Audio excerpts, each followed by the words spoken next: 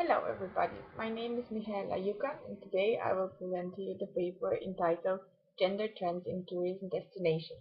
Before I start, let me give you an overview about what I'm going to tell you today. First, I'm going to make a short introduction of the topic and give you some background information and some facts and figures about gender, then the gender dimensions of tourism and how does this work in all tourist destinations, and last but not least, some conclusions. Gender is a part of our core identity. It starts early in our lives and persists throughout our lives. The term gender refers to social, cultural, and psychological aspects in the lives of men and women, while the term sex refers to biological aspects of being male or female.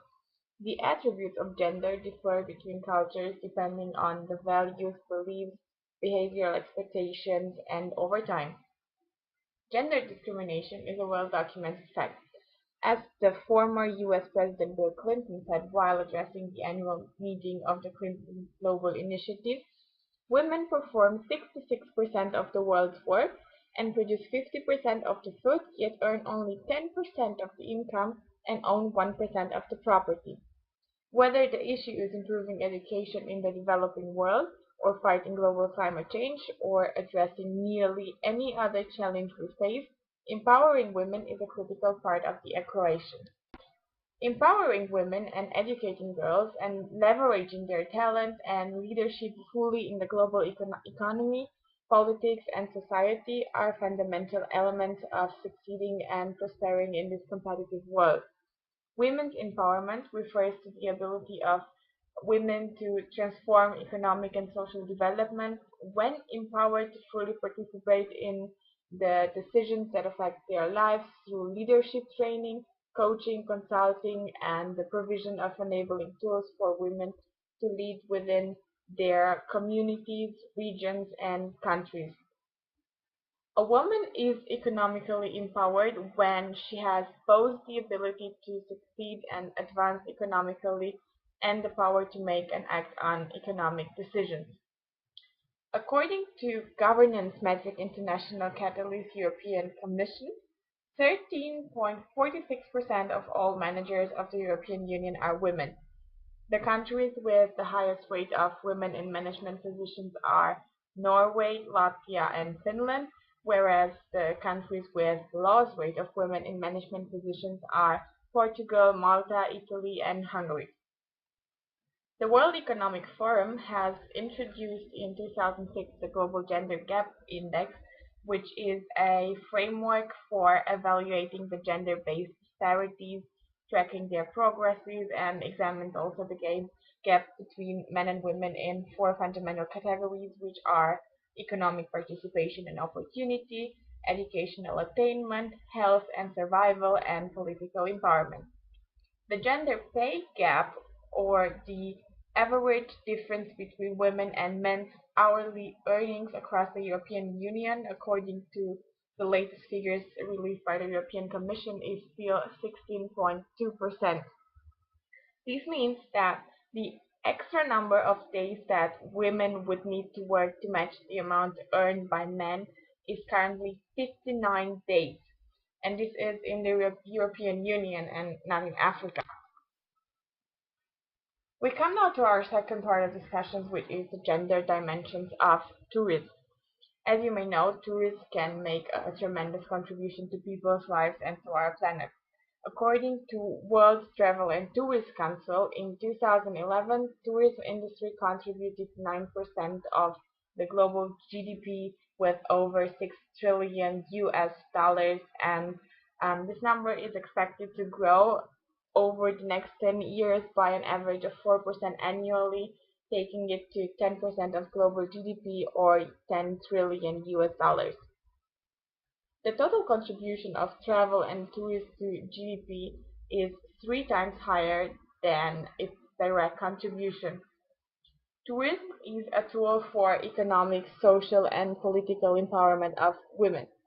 In United Nations Millennium Development Goal, 5 out of 8 goals are directly and indirectly related to women empowerment. Tourism brings important employment opportunities to women, and in most of the cases income generation either as the main source of income or as the additional side income. The International Labour Organization estimates women account for 46% of wage employment in tourism globally and up to 90% if included catering and accommodation. It is important to say that tourist jobs are often flexible and can be done from the workplace, household, or communities. Gender aspects affect women's employment and participation in planning and management in tourism, gender roles, women's rights, and sexual objectification.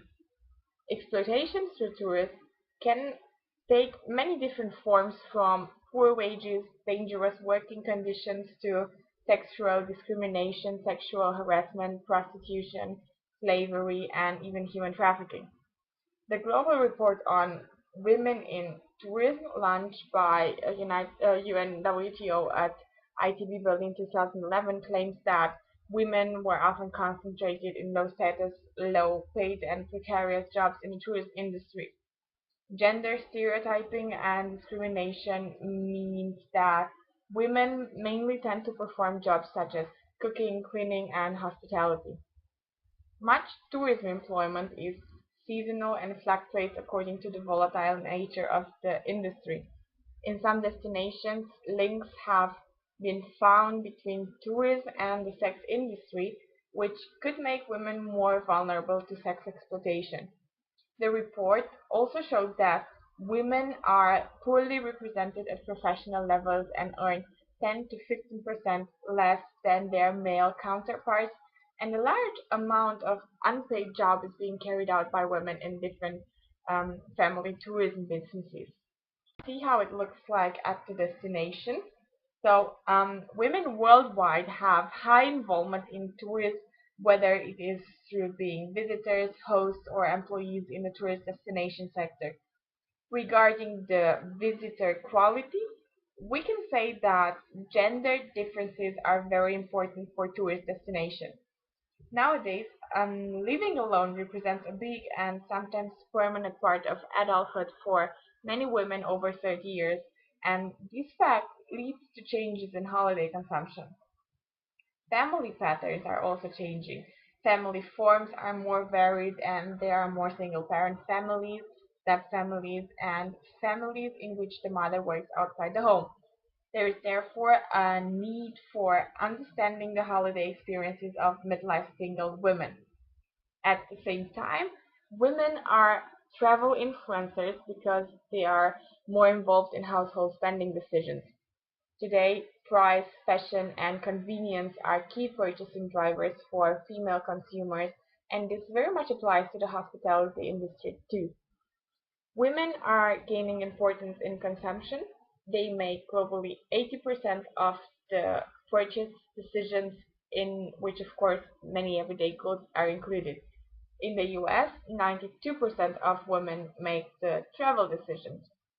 So the female buying decision process is different than the male buying decision process. Products in general and tourist services in particular should be developed accordingly to the needs and wishes of women. Currently, female customers find the offer impersonal and interchangeable. The products are difficult to compare, and the booking is usually stressful. Women are sophisticated consumers who pay attention to details, and the female customer is looking for a unique shopping experience and is pleased with little attention throughout the purchases. The future society is business, and this will have an impact on the entire value chain, also in tourism.